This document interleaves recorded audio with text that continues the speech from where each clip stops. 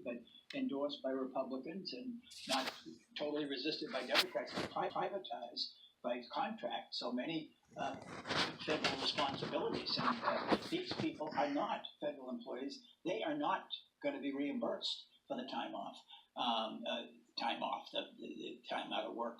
And so I think it's being felt everywhere. And it was capped by Wilbur Ross, the Secretary of Commerce, absolutely insensitive remarks about, why don't you just take a loan? I mean, would you get a payday loan?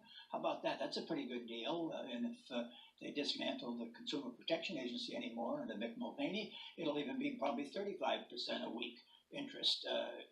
So, it does. It hurts, and there's pain all the way around. David, what about that? And we just heard Ms. Russell say at the end, if nothing else, maybe the public gets a little bit of an education about what the federal government means. Yeah, I'm more on the conservative side, not always a fan of gigantic government, but always been an admirer of federal workers. When you get inside these agencies, you see how good and how high quality the people are. I had a chance to talk to Brad backstage, and he's traveling a lot for FEMA, going to where people are in need, inconveniencing himself, living out of a suitcase for government worker and for us, for the citizens. And those people really do sacrifice. I recommend a book by Michael Lewis or a podcast by Michael Lewis on the National Weather Service. And you see from this podcast, which you can get on Audible, not to do an ad for Michael, but how fanatical they are about trying to get the weather forecast correctly. And they're making public sector incomes. But these people are generally, like big government or small government, the people who do this work are dedicated to that work. So let's talk about this agreement or temporary agreement, Mark. 3 weeks, no money in there for the border wall, but the president is right now saying, I want it, it's got to be in there or I'm not going to sign a permanent funding deal. A very respected national Republican said to me this afternoon, everybody knows what happened. 5 weeks and the president got nothing. It was a cave. It was a total fold.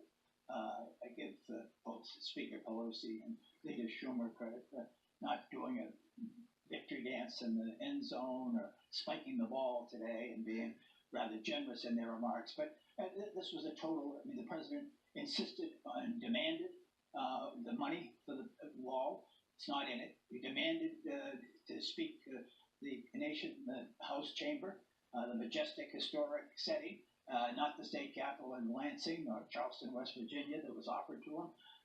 He didn't get it. So it was a total defeat. Believe me, Judy, there will not be the will among Republicans in 3 weeks to go back and do this again. Once it's opened, it's going to be opened. And what does that mean, David? Yeah, I agree with that totally. It was a total victory. It's so unfair. Mark's football team's going to the Super Bowl. The Democrats have this big triumph. He paid his dues in years past as a Boston sports fan. But it is a total victory for the Democrats. I turned on some conservative talk radio, the Sean Hannity show this afternoon, and Sean was trying to defend it, but his callers were having none of it. They thought this is a collapse, this is defeat, we're really downhearted, and they understood what happened. That the poll ratings were just terrible. His poll ratings have dropped to 37%. I saw one poll today, 34%, which is an all-time low. And now they're likely to go a little lower, by the way, because now his base is a little upset with him. And you think 3 weeks in advance, I would say this to federal workers, the Democrats are feeling great about themselves. If Donald Trump wants to bring this on again, they're happy. If the Republicans are miserable, they never want to come back to where they are right now.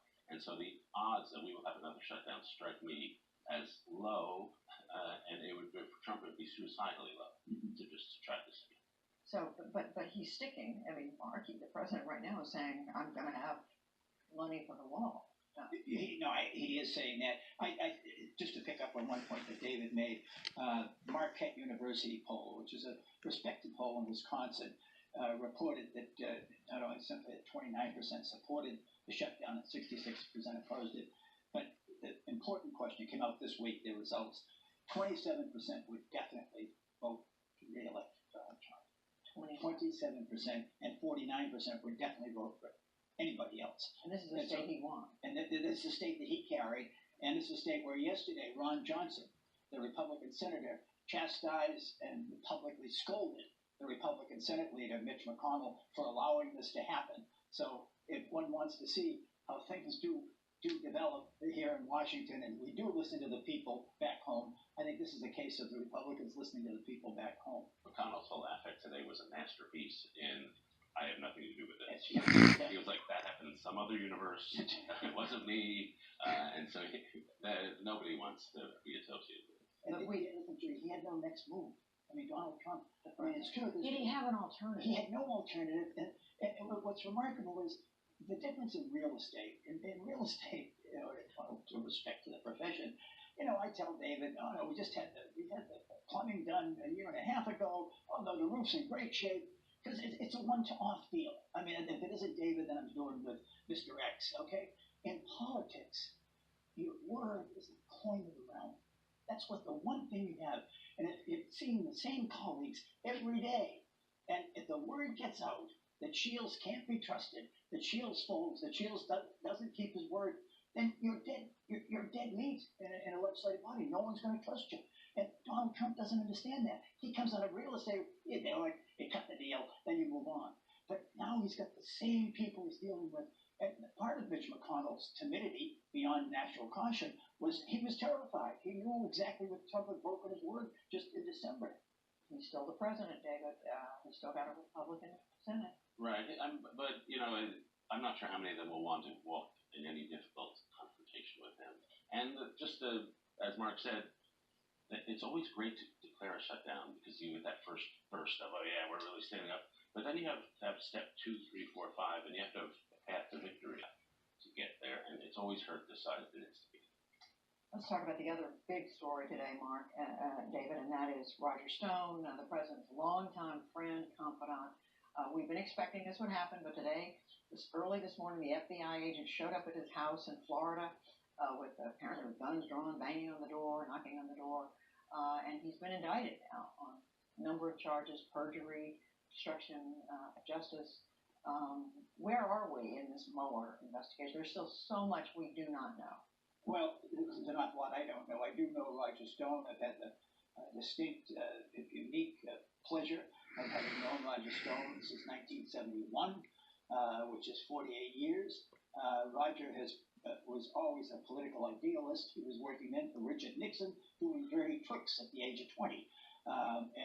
Roger passed through the idealistic stage sometime around recess in the second grade in October, and got over it in a hell of a hurry, and has been there ever since. I thought the most interesting thing to me today was the subtlety of Roger's, I'll never turn on one of my oldest and dearest friends, and all I could think of, pardon me, boy, is this where you get a presidential pardon? That's what it struck me. And it's serious, and when we're talking about it earlier in the segment, Judy, with Yamiche and Lisa, I mean, when you get the president's personal attorney, the national security advisor, the campaign manager, the deputy campaign manager, old dear friend crony, and Roger's idol was Roy Cohn, and boy, you've got to say he's been faithful to him.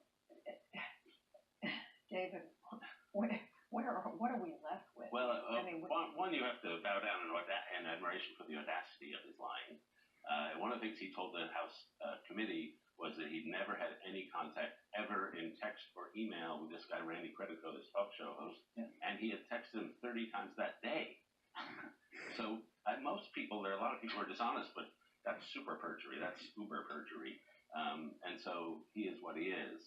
As for the larger, where this takes us in the investigation, I'm not sure where it takes us. Why would the Trump White House be trying to get information out of Stone, trying to talk to some talk show hosts, trying to talk to WikiLeaks, trying to talk to Russia, if they actually had a channel to Russia?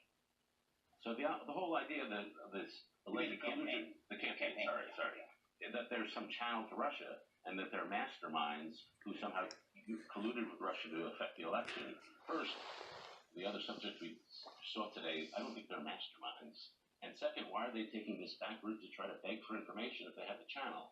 And so it may be they're just a bunch of bumblers who did a lot of bad and illegal stuff, but the big collusion story, that may not be the case, though we don't know. Or that this was the channel, but it was just a bifurcated channel that went in a different direction. Yeah, I mean, it could be, many different avenues in.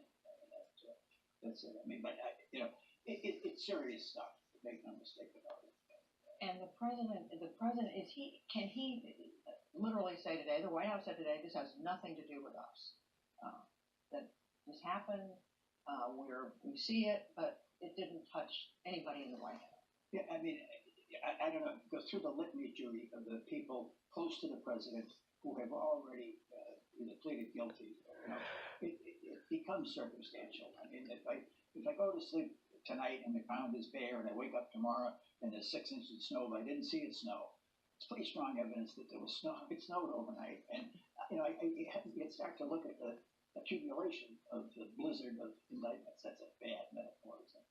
But but just quickly, David, we wait. We don't know. There's so much that we still do not know. And it's consuming the presidency. And when the House Investigatory Committees really get going, that will completely consume what is left of an organization. I will say this, Judy. He took on a San Francisco Democrat and found out that Nancy Pelosi had steel in her spine. That's the president. He did. Mark Shields, David Brooks, thank you.